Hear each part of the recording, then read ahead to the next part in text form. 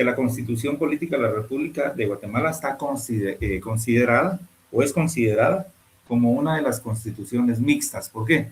Porque tiene ciertos aspectos o contenidos de otras constituciones, de las que son mixtas, o en este caso, perdón, las que son rígidas, ¿verdad? Las que son flexibles, escritas, etcétera. Entonces, a pregunta de examen final, pues obviamente la constitución que nos gobierna o por medio de la cual somos gobernados, pues es mixta. Ahora bien, también, bien, vamos a esperar a unos cuantos compañeros, unos 3 minutos más.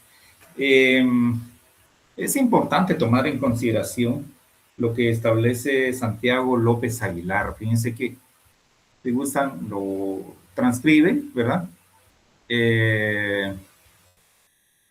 O bien, pues es para analizar una de las definiciones que él le da a la Constitución. Según Santiago López Aguilar, pues él define a la Constitución como la ley principal que establece garantías básicas para los gobernados. En este caso es lo que él dice, que establece garantías básicas para los gobernados, organiza la estructura de gobierno, fijando las atribuciones también de los gobernantes y alguna forma de control de sus actos. ¿Quién? De los que nos gobiernan. O sea, él amplía un poco más esa definición.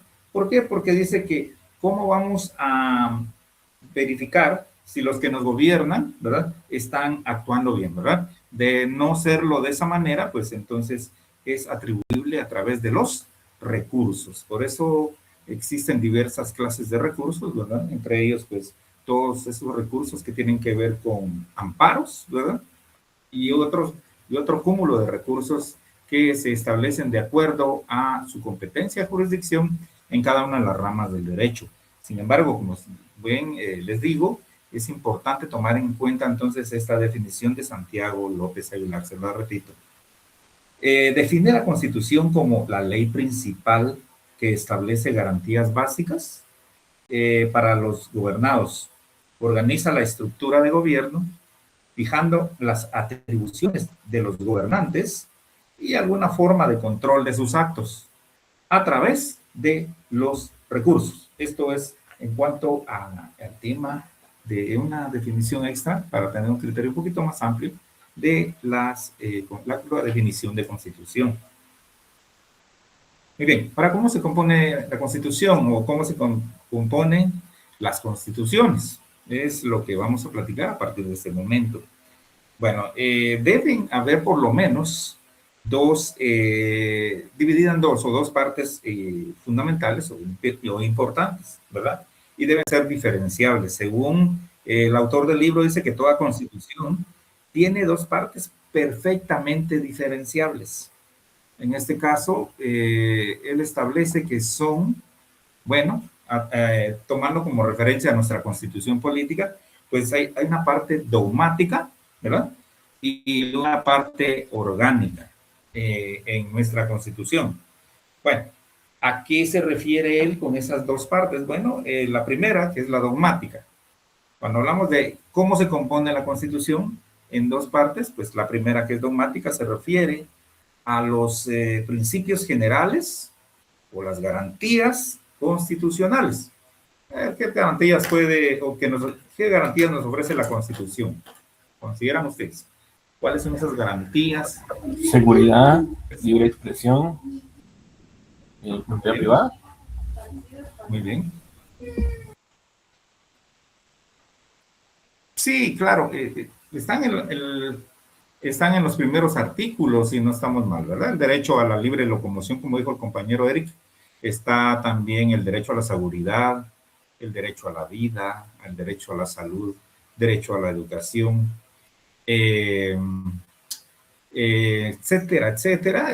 También más específicos, ¿verdad? Que establece también el tema de principios tan importantes como la presunción de inocencia, el debido proceso, ¿verdad? Que ninguna persona es culpable o se determina que es culpable si uno es oído, citado si no es citado, oído y vencido en un determinado proceso o juicio. Entonces, son una de las muchas garantías que nos ofrece la Constitución Política, en este caso la Constitución Política de la República de Guatemala. En este caso, entonces, cuando hablamos de la primera parte de que se compone la Constitución, pues es esa parte dogmática que nos ofrece esas garantías constitucionales y también principios generales, tanto individuales, o sea, para cada persona, como también de carácter social, el derecho a la familia, el derecho al matrimonio, el derecho a la propiedad, etcétera,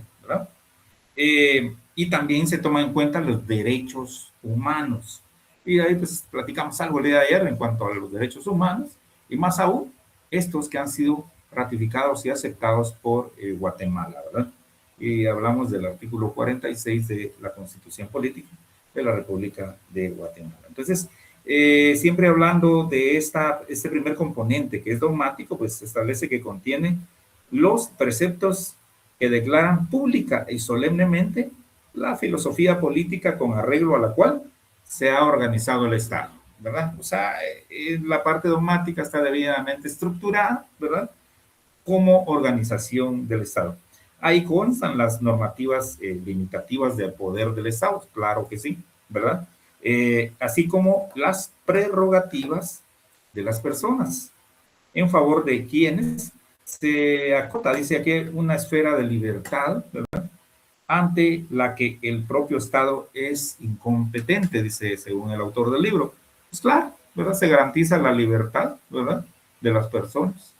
Es una última ratio el privárselo a las personas, pero obviamente las personas que son privadas de su libertad por comisión de delitos, pues obviamente es como una especie de sanción coercitiva en contra de, por actos ilícitos que ha ocasionado o que se presume que ha ocasionado, ¿verdad? Entonces, por esto es que ese principio de libertad, ese principio de la libertad es fundamental, pero puede ser restringido por comisiones o porque han cometido algún tipo penal, ¿verdad? Un tipo también puede ser laboral, etcétera, ¿verdad? Derechos de autor, etcétera. Bien. Entonces, yo creo que entonces todo lo que son garantías, principios, la parte inicial de la Constitución, todos los derechos que nos consagra o nos conceden, pues forma parte de esta parte dogmática, ¿verdad? Ahora que el segundo componente, que es la parte orgánica, cómo se organiza, yo creo que es más fácil de entender. La primera, pues, nos ofrece principios, nos ofrece garantías, etcétera.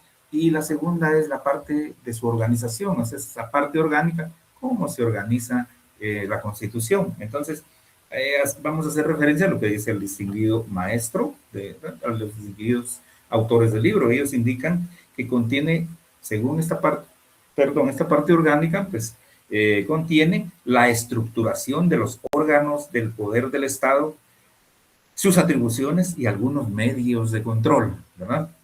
Contiene los preceptos referentes a la estructura y funcionamiento de la maquinaria estatal, el engranaje o maquinaria estatal, a la interpretación de sus diferentes órganos y la demarcación de sus competencias y a las demás cuestiones relativas a la organización de las múltiples instituciones que forman el aparato oficial del Estado. Bueno, en este caso, entonces, esa parte orgánica que compone la Constitución, pues bueno, sí, efectivamente también se encuentra esa parte orgánica, la segunda parte de la Constitución, que es su organización como tal, ¿verdad? Reconoce y establece cómo se integra y cómo son estas instituciones las que forman parte del Estado, ¿verdad? Y se rigen a través de, en este caso, la ley constitucional, en este caso la Constitución, y también sus leyes orgánicas. Pueden ser también leyes específicas, ¿verdad? Porque si hablamos, ¿qué les puedo decir del organismo ejecutivo? Pues va a tener una ley del organismo ejecutivo. Hablamos del organismo legislativo, pues está la ley del organismo legislativo y también así del organismo judicial. Y ese cúmulo de leyes de acuerdo a cada una de las ramas o cada una de las instituciones que efectivamente pues forman parte de esa ley orgánica, de esa organización que tiene el Estado a través de ser reconocidas por nuestra constitución política. En este caso, hablamos ya, obviamente, también un ejemplo, los trabajadores del Estado, que se rigen por una ley de servicio civil, que es la específica, para que se conozcan algunos beneficios y obligaciones de los trabajadores del Estado. Y así puedo enumerarles sin fin de leyes que tienen relación con cada una de dichas instituciones, ¿verdad? Las municipalidades, ¿verdad? Porque hay un código municipal. El IX, ¿verdad? Que tiene su reglamento o ley del IX, etcétera. Bueno, también en nuestra universidad, la Universidad de San Carlos, que también tiene esa ley orgánica que la rige. Bueno, entonces aquí estamos claros en cuanto a la parte dogmática y también la parte orgánica. Janet, ¿la escucho? Sí, buenas noches, licenciado. Yo tengo una duda. Yo tenía entendido que la Constitución, del artículo 1 al artículo 139 era dogmática. ¿Era perdón, no lo escuché? Que del artículo 1 al artículo 139 era dogmática. Y del 140 al 262 era orgánica. Sí, y, tienes. y del 263 al 281 era pragmática. O sea, eran tres, ¿no? ¿O estoy equivocado? A ver, la parte última del 282 me dijo. Del artículo 263 al 281 tenía entendido que era pragmática. Ok, sí, ya más a fondo, pues sí, tiene otros componentes, pero yo creo que quedémonos así, por el momento, en la parte dogmática y la parte orgánica. Sí, efectivamente, los primeros artículos de la Constitución, ¿verdad?, establecen la parte que es dogmática y la otra que es su organización como tal, ¿verdad? Y sí, por sentido común, tiene razón, compañera. Gracias, Janet. Sí, efectivamente, bueno, usted dice que a partir del artículo 140. A partir del 1 al 139 es dogmática, y del 140 al 262 es orgánica, y del 263 al 281 es pragmática. Ok, muy bien, interesante lo que dice usted. Sin embargo, todavía no hemos llegado a esa parte, ¿verdad? Pero quedémonos primero con estas dos, la parte dogmática y la parte orgánica, y efectivamente usted tiene razón. Del primer artículo al 139, pues sí, es la división que puede darse, y a partir del artículo 140 en adelante, pues consideramos, ¿verdad?, que es esa organización que tiene, a pesar de que usted pues adhirió una nueva, pero bueno, esto es un poquito más de fondo, lo analizaremos más adelante. Pero, entonces, hemos hablado entonces de las dos clases, o bueno, los dos componentes de las constituciones.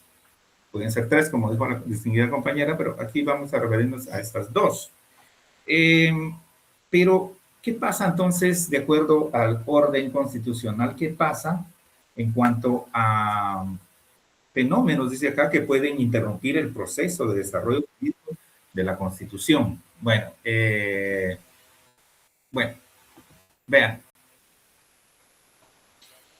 ¿Cómo se interrumpe un proceso constitucional? Bueno, ese rompimiento constitucional, pues tiene dos aspectos que vale la pena analizar. Es a través de un golpe de Estado, ¿verdad? Y también a través de una revolución.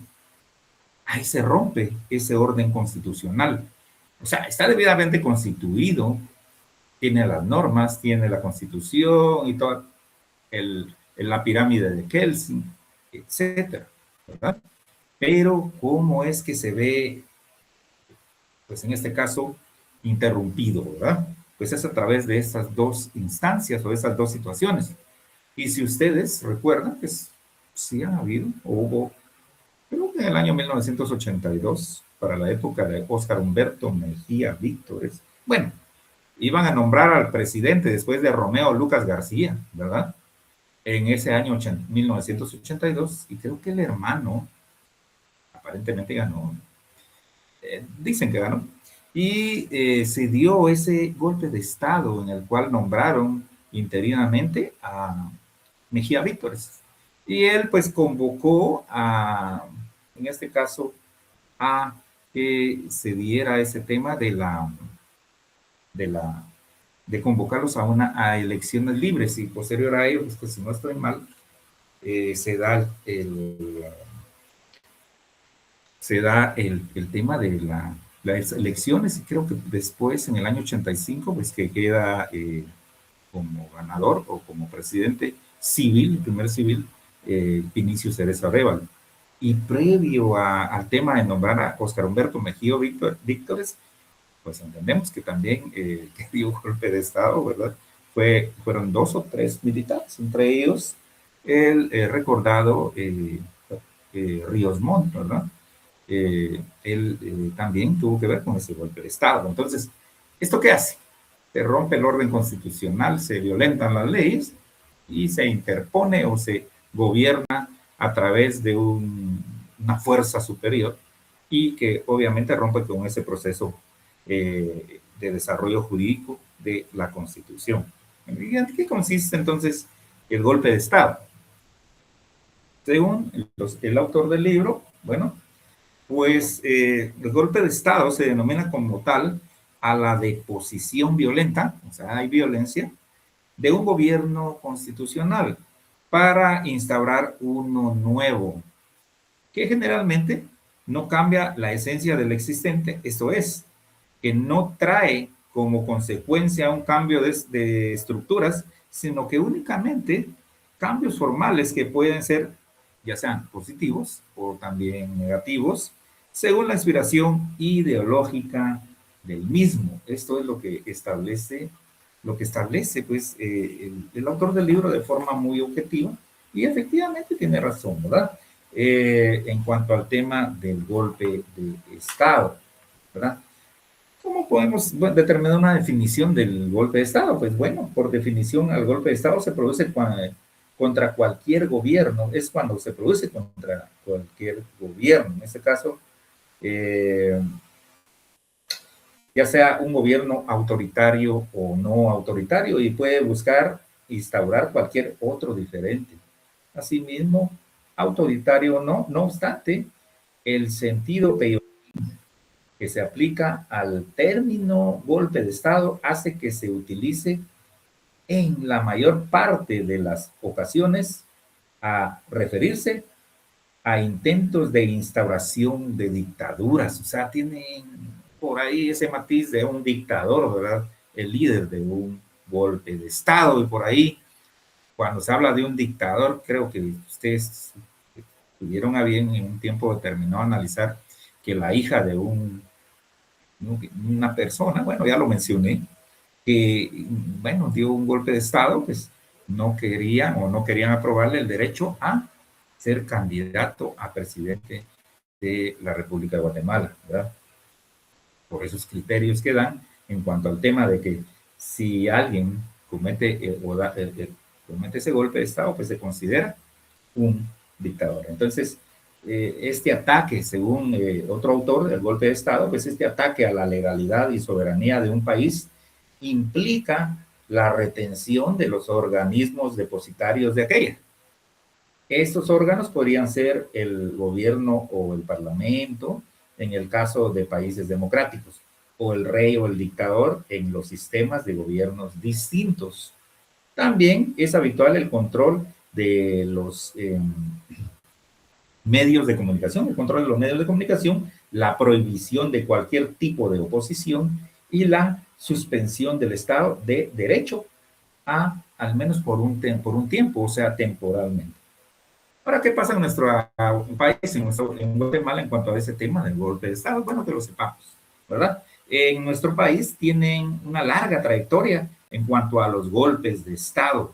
Uno de los últimos que tuvo efectos trascendentes, ¿verdad?, fue el rompimiento del orden constitucional el 23 de marzo de 1983, encabezado por el militar Efraín Ríos Montt, ya se lo mencioné, ¿verdad? Quien con potestad y no satisfecho con la ruptura del orden constitucional, con prohibición expresa por la propia Constitución Política de la República de Guatemala, en contubernio con algunos magistrados, dice acá, plegados a los intereses del partido, en ese entonces el partido de él, ¿verdad? Ustedes recuerdan cuál era el partido de él, bueno, ustedes lo saben, ¿verdad? Retorcieron sus preceptos para que participara en la contienda electoral, hecho que encendió la conciencia de nosotros los guatemaltecos en ese entonces, ¿verdad? Para derrotarlo en las urnas electorales en un 9 de noviembre del año subsiguiente, aquí dice 2003, ahí se equivoca, ¿verdad? En el año 1983-85. Entonces el golpe de Estado se produjo debido a la lucha interna entre la clase dominante, sean estos industriales, terratenientes, agroexportadores, comerciantes, militares, etcétera, ¿verdad? Quienes se ven afectados en la disminución de sus ganancias, más que todo, ¿verdad? De sus ganancias, por lo que promueven la deposición violenta de gobierno para, en este caso, ¿verdad? Instaurar uno nuevo que responda a sus propios intereses. Evidentemente, para esta interrupción del orden constitucional no se necesita de la participación del pueblo, sino más bien de una pequeña pero poderosa cúpula, generalmente estructurada, en virtud que su objetivo no es mejorar las condiciones de la clase desposeída, sino por el contrario, solo procura desplazar al otro sector para ubicarse en el poder y dictar así las normas jurídicas que más les convengan. En síntesis, el golpe de Estado, dice en síntesis, en el golpe de Estado no hay participación del pueblo y tampoco persigue un cambio de estructura. Ojo con esto, es adicional al tema o al poco contenido que tenemos en nuestro libro de texto, ¿verdad? Pero ayuda mucho para tener una mejor idea o un poquito más amplia esa idea del golpe de Estado. Eric. O sea, una pregunta, ¿el golpe de Estado se puede considerar como fue en las últimas elecciones? Que no hubo violencia, pero hubo involucración de, pues, queriendo faltar a la soberanía del voto del ciudadano.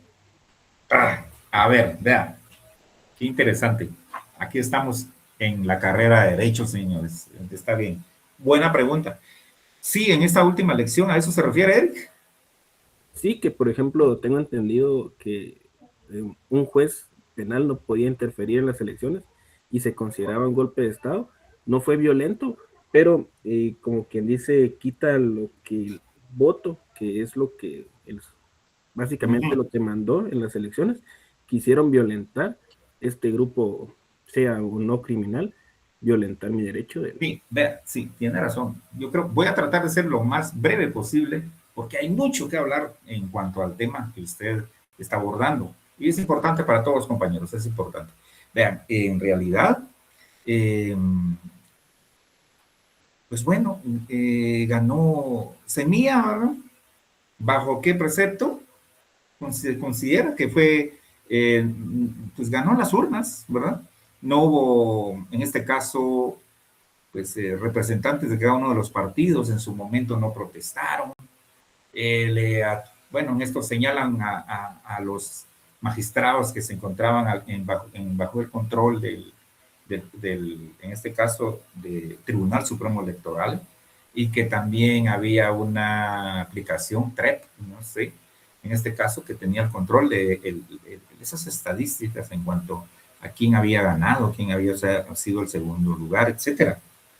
Vean, pues por sentido común, muy interesante la pregunta, Eric, porque créanme que yo creo que un mes o 2 meses atrás, pues no se oía mucho del partido Semilla, ¿verdad? Ni tampoco del hijo del respetable líder, ¿verdad? En todo tiempo, de la revolución del 44, ¿verdad? Juan José Arévalo. Entonces, Es una pregunta que nos hacemos todos, objetivamente, pero yo diría que pudo haber ganado, ¿verdad? El tema es qué tanto convenía o quién fue el que propuso a Semilla, ¿verdad? En este caso, o quiénes lo propusieron y a quiénes no. Obviamente, vean, hay mucho que hablar en cuanto a esto. El tema es que los que estaban por salir, el gobierno que iba a salir, pues quería asentarse, ¿verdad? En el poder, en el gobierno, y al entrar un nuevo grupo con diferente, hasta cierto punto un poco de diferente ideología, pues se dieron ese sinnúmero de situaciones, utilizaron en este caso todo lo que estuvo a su alcance, recursos, abusos de poder, ¿verdad? Inclusive el tema de una orden judicial, efectivamente también, pero llegamos al 14 a las 14 horas, del 14 de enero a las 14 horas, que era la fecha para nombrar al nuevo presidente electo. Y curiosamente dieron las 14 horas, 15, 16, 17, 18, 19, 20, y no aparecía el bendito presidente que iba a salir, ¿verdad? No apareció, de hecho, no llegó, ¿verdad? Terrible. Es una situación en la cual sí estuvimos a punto de un golpe de estado técnico, por así decirlo, porque ¿qué pasaba si llegábamos a la medianoche del día 14 de acuerdo a la ley? Pues entonces nos convertíamos en un gobierno fallido. ¿Por qué? Porque no se había nombrado al nuevo presidente y ya estaba por salir el otro. Fue temas de pura estrategia, de pura conveniencia, etcétera, ¿verdad? Por ahí, pues hasta la comunidad internacional, los del norte creo que participaron para que esto no se diera. Se nombró inmediatamente a un grupo de nuevos diputados que obtuvieron por votos, ¿verdad? Nombrar a X o Y persona, que por cierto también lo han cuestionado un poco, ¿verdad? Para que fuera el presidente del Congreso y que entonces este presidente del Congreso, al no ir el presidente saliente, que es lo normal, que entregue, ¿verdad?, al nuevo presidente, lo cual no se dio, ¿verdad? Ya Matei no quiso ir, obviamente. Entonces, él fue el que nombró al nuevo presidente. Pero ¿qué hubiera pasado si hubiéramos amanecido el siguiente día sin presidente? Entonces hubiera pasado algo lamentable, hubiera habido un golpe de estado quizá técnico. Sin embargo, hubiese habido un estado fallido. ¿Y a qué me refiero con estado fallido? Bueno, que ese estado fallido pues está violento. En este caso, pues un estado pues se compone por tres, de acuerdo a los elementos del estado, territorio, gobierno, ¿verdad? Entre ellos, ¿cuál es el otro? Ustedes me ayudan. En este caso, pues el gobierno estaba en peligro porque estaba viendo situaciones adversas a ella. ¿Qué hubiera pasado si no se hubiera nombrado al nuevo presidente? Bueno, si no lo hubieran nombrado, entonces hubiera quedado en manos del Congreso, del organismo legislativo. Y entonces ahí, de acuerdo a la ley, siguiendo otra línea, pues tendrían que haber nombrado a un comandante del Estado, en este caso, podría decir el comandante en alta jerarquía o uno de los comandantes. Me refiero a los militares. Entonces, hubiésemos estado provisionalmente bajo el gobierno, un gobierno militar. Estuvimos cerquita de eso, ¿verdad? Pero no se dio. Pero bueno, buena pregunta, Eric, en cuanto a ello. Bueno, regresamos a la clase, importantísima pregunta, pero igual forma parte de nuestra historia y también de lo que pudo haber pasado, definitivamente pasó hace escasos 3 años, ¿verdad? Casi 3 años en cuanto al tema de las elecciones. Bueno, hablamos del golpe de Estado. Ahora pasamos a la revolución.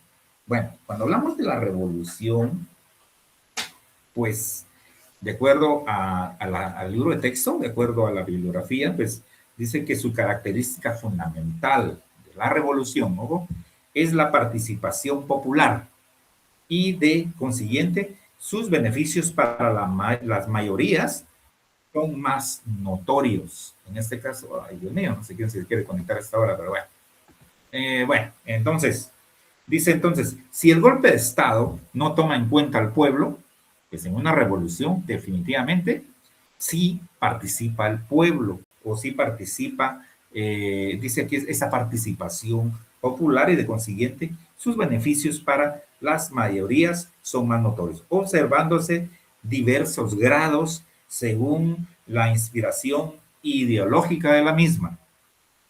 Y existen profundos cambios estructurales, ahí sí se dan cambios estructurales, y en consecuencia se da la interrupción del sistema constitucional existente.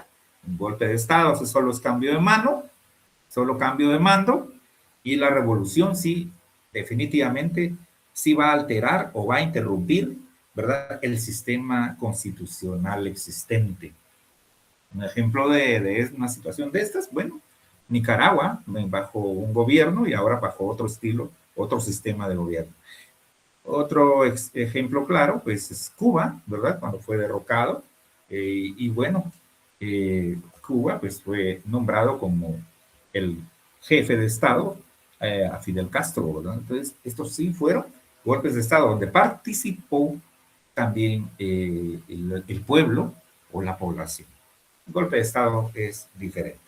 Muy bien, esto es en cuanto al tema de golpe de Estado y también de revolución, que son dos situaciones que rompen o interrumpen el proceso de desarrollo jurídico de la Constitución. Bueno, ahora vale la pena en cuanto al tema de la revolución, ¿verdad? También tener un poquito más contenido, ¿verdad? Yo creo que tenemos tiempo, vamos a ver.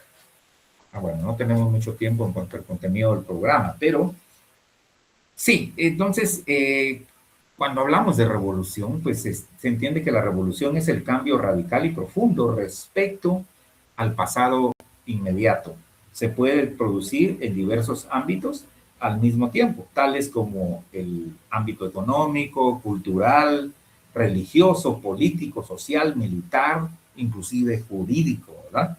Entonces, los cambios revolucionarios, además de radicales y trascendentales, son profundos. Su ámbito, bueno, su ámbito de acuerdo a las circunstancias, pues es violento, ¿verdad? Y producen la ruptura del orden constitucional establecido o una discontinuidad evidente con el estado anterior de las cosas.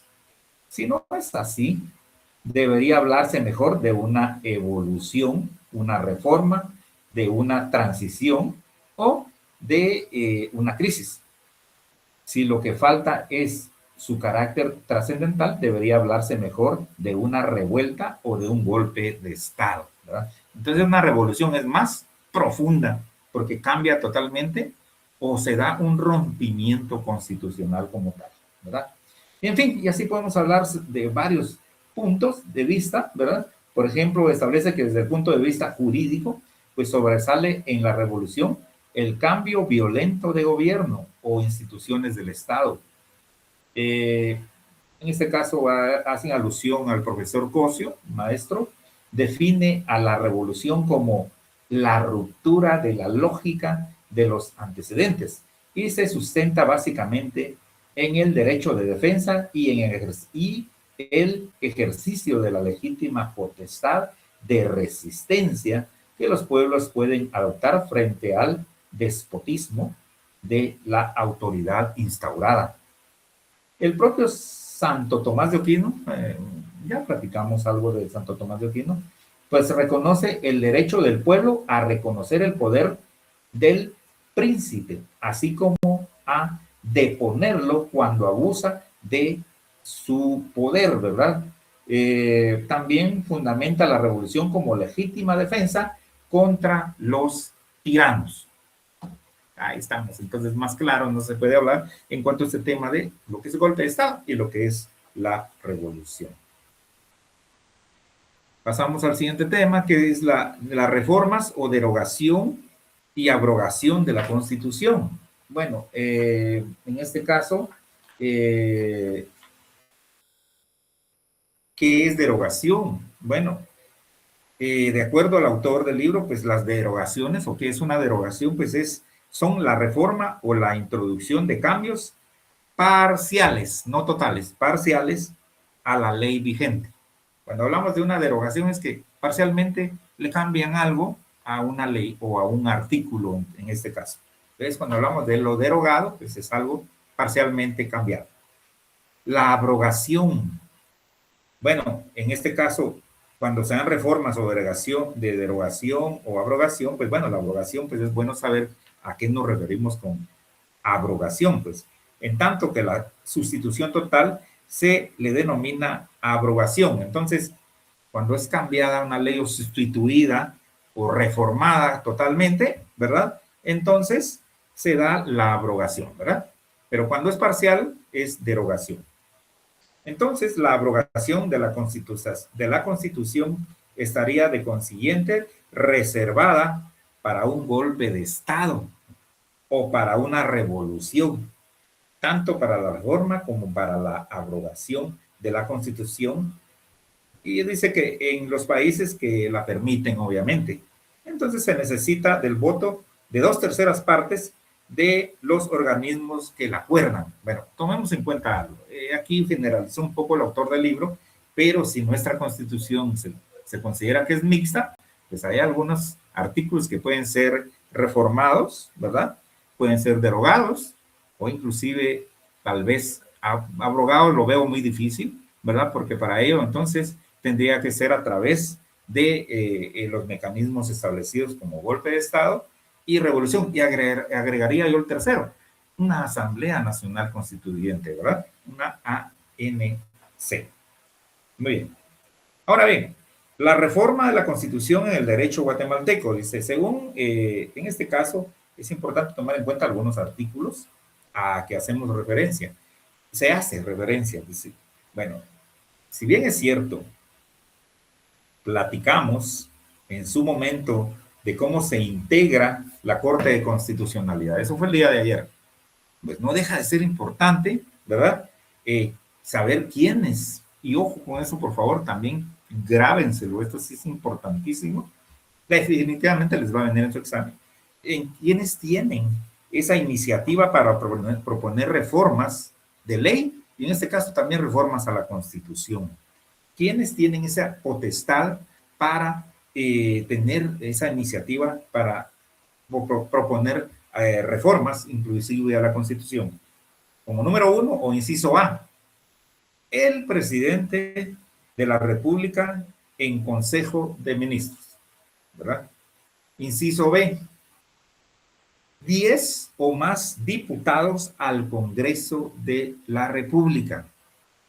Te lo repito, el primero, el presidente, inciso A, el presidente y su Consejo de Ministros, o sea, el organismo ejecutivo.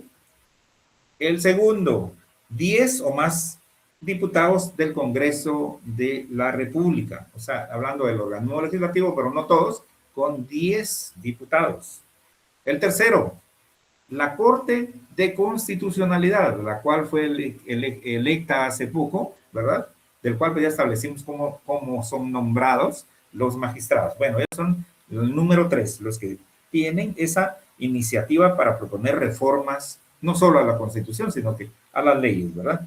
Entonces, el inciso D y el inciso D, o sea, el número 4, pues dice que es el pueblo mediante petición dirigida al Congreso de la República por no menos de 5,000 ciudadanos debidamente empadronados por el registro de ciudadanos. O sea, el registro de ciudadanos es una institución que contempla y se sabe si estamos empadronados o no, ¿verdad? O ahí se dan un montón de situaciones que se han escuchado.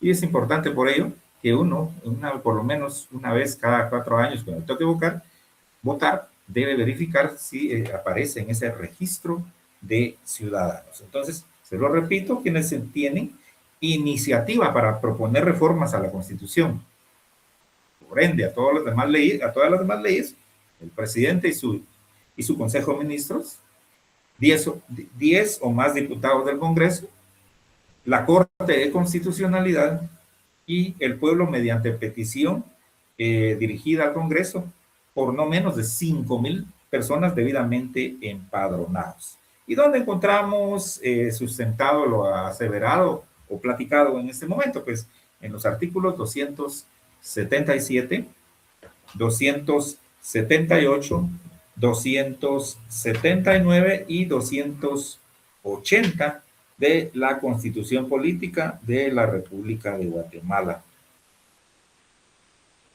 A ver, en este caso, si hablamos del artículo 277 de la Constitución, pues establece lo siguiente, algún compañero o compañera.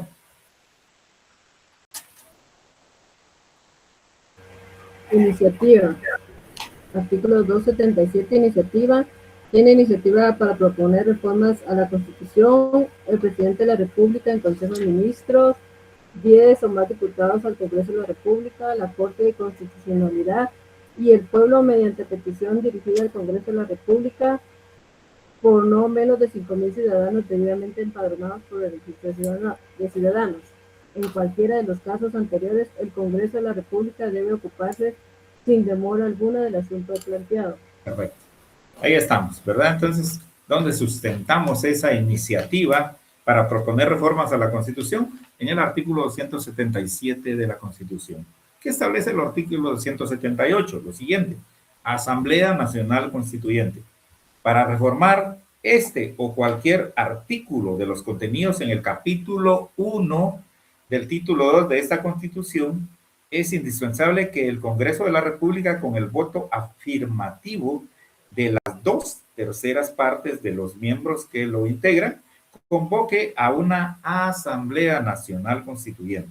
En el decreto de convocatoria señalará el artículo o los artículos que haya de revisarse o se comunicará al Tribunal Supremo Electoral para que fije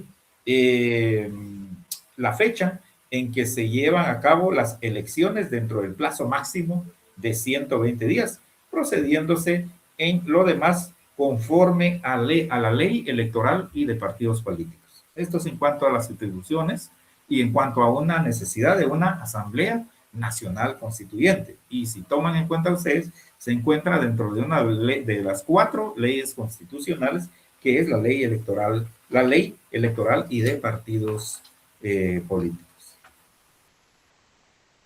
Y bueno, el artículo 279 establece los diputados a la Asamblea Nacional Constituyente. La Asamblea Nacional Constituyente y el Congreso de la República podrán funcionar simultáneamente. Las calidades requeridas para ser diputado a la Asamblea Nacional Constituyente son las mismas que se eligen para ser diputado al Congreso, y los diputados constituyentes gozarán de iguales inmunidades y prerrogativas. No se podrá simultáneamente ser diputado a la Asamblea Nacional Constituyente y al Congreso de la República. Debe de poner de uno de ellos, ¿verdad? Y las elecciones de diputados a la Asamblea Nacional Constituyente, el número de diputados a elegir y las demás cuestiones relacionadas con el proceso electoral se normarán en igual forma que las elecciones al Congreso de la República. Ojo con esto, es importante también. Sin embargo, pues me interesa más el artículo tanto 200, bueno, en este caso, artículo 277, que es en cuanto a esa iniciativa o quienes tienen esa iniciativa para proponer reformas a la Constitución. Y en este caso, pues el artículo 280 establece esas reformas por el Congreso y también por consulta popular. Para cualquier otra reforma constitucional será necesario que el Congreso de la República la apruebe con el voto afirmativo de las 2/3 partes del total de diputados. Las reformas no entrarán en vigencia sino hasta que sean ratificadas mediante la consulta popular a que se refiere el artículo 173 de la Constitución.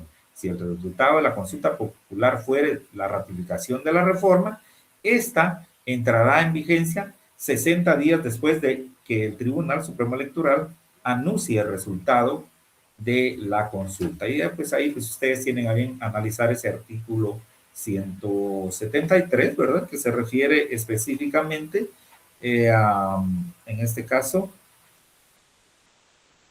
a los procedimientos de tipo consultivos, ¿verdad? Sobre las consultas populares. Muy bien. no deja de ser importante y tómenlo en cuenta porque regularmente se los pregunto para su examen final. Artículos no reformables de la Constitución. ¿Cuáles son esos artículos no reformables de la Constitución? Pues si lo tienen, si tienen su Constitución, pues chéquenlo o bien apunten, ¿verdad? ¿Cuáles serán esos artículos? Eric.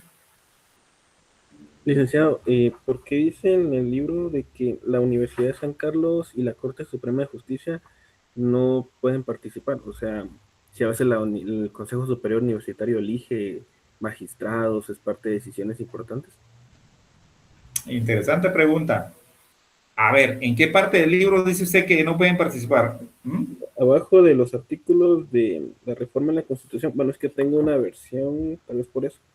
Antes dice, se evidencia que fuera de esta potestad la Universidad de San Carlos de Guatemala y la Corte Suprema, lo cual no debería ser así, están excluidos de las instituciones facultadas para lo más y para lo menos. Uy, pero imagínese, usted me está hablando de dos instituciones que tienen nombrados magistrados en la Corte de Constitucionalidad, ¿me entienden?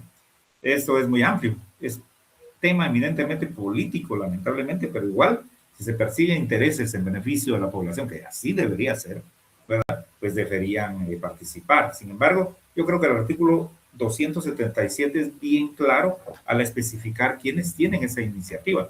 Sin embargo, si 5,000 personas particulares o civiles tienen iniciativa, ¿cómo no lo va a tener también la universidad o en este caso la Corte la Corte de Constitucionalidad sí la tiene? ¿Quién es la otra que me dijo que no la tenía? La Corte Suprema de Justicia. Entonces ahí puede ser un poco más flexible ese artículo, pienso yo, porque... Definitivamente, porque acuérdense que si hablamos de la Corte Suprema de Justicia, estamos hablando del organismo judicial. Ahí tiene mucho poder, igual que la Corte de Constitucionalidad. Y ahí hay, obviamente, situaciones en las cuales hay intereses creados en cuanto a las instituciones o diversas instituciones. En pocas palabras, cuando hablamos del inciso D, que es el pueblo, nos incluye a todos. ¿Estamos claros? Nos incluye a todos. Muy bien, pasamos a los artículos no reformables de la Constitución. Artículo 140. A ver, solo el título del artículo, si lo tienen a la mano. Ese artículo 140 establece que efectivamente, vamos a ver, es el Estado y su forma de gobierno, ¿verdad? Entonces, ese Estado y su forma de gobierno es el que establece ese artículo 140. No es reformable, no son reformables. Luego dice que también el artículo 141 es esa soberanía. ¿Se acuerdan que hablamos de la soberanía, verdad? Es el poder está en el pueblo y la delega a sus representantes, quienes la ejecutan. En este caso también el artículo 165. Es el número 3, el artículo 165. Bueno, en este caso el artículo 165 pues establece las atribuciones del Congreso, ¿verdad? Entonces esas atribuciones del Congreso tampoco no se pueden reformar. Específicamente dice el inciso G de gato, ¿verdad? Que dice desconocer al presidente de la República si habiendo vencido su periodo constitucional continúa en el ejercicio del cargo. En tal caso, el ejército pasará automáticamente a depender del Congreso. ¿Se acuerdan el ejemplo que di? ¿Se acuerdan lo que dije de lo que pudo haber pasado si no nombraban al nuevo presidente en las elecciones anteriores? Para que se den cuenta que dice concatena ese tema de que un gobernante militar habría estado en representación de ese nuevo gobierno, lo cual pues, afortunadamente no pasó. Así también dice que no es reformable el artículo 186. Bueno, en este caso el artículo 186 también es definitivamente importante, ¿verdad? Y establece que el artículo 186,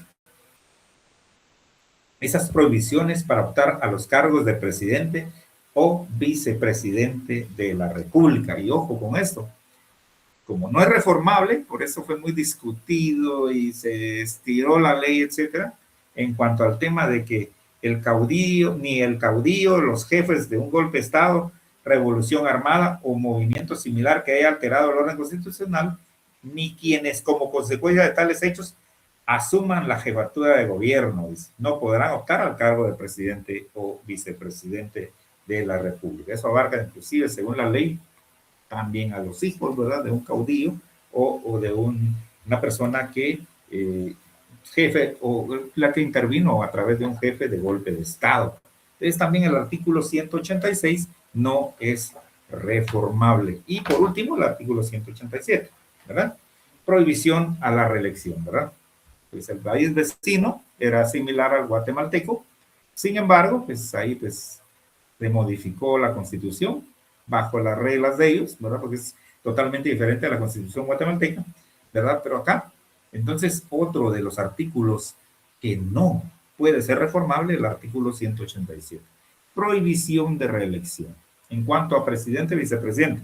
No así con los, en este caso, bueno, los alcaldes, ¿verdad? Ellos sí pueden obtener ese beneficio de ser reelectos, ¿verdad? Bueno, entonces, estos artículos y el 281, ojo con esto también, el artículo 281, que establece ese artículo 281, pues, bueno, y que obviamente sustenta cuáles son los no reformables, ¿verdad? Entonces, ¿dónde encontramos? Pues ahí los tienen, en el artículo 281, ¿verdad? Artículos no reformables, los anteriormente mencionados, 140, 141, 165, inciso G, 186 y 187. Entonces, a estas normas jurídicas constitucionales también se les denomina en doctrina constitucional como, y apúntenlo, chequenlo por favor, o subrayenlo, normas pétreas, dice aquí, norma pétreas, dice aquí, pero no, son normas pétreas, pero diría artículos pétreos, ¿verdad? Porque recuérdense que acá sí es cierto, es una norma, pero nos referimos a los artículos de la Constitución. Entonces, estos artículos de la Constitución se consideran artículos pétreos, ¿verdad? ¿Por qué? Porque no son reformables. Porque en la Constitución política, dice la República de Guatemala, no se puede cambiar ni vulnerar la forma republicana de gobierno y el principio de no reelección para el ejercicio de la presidencia de la República.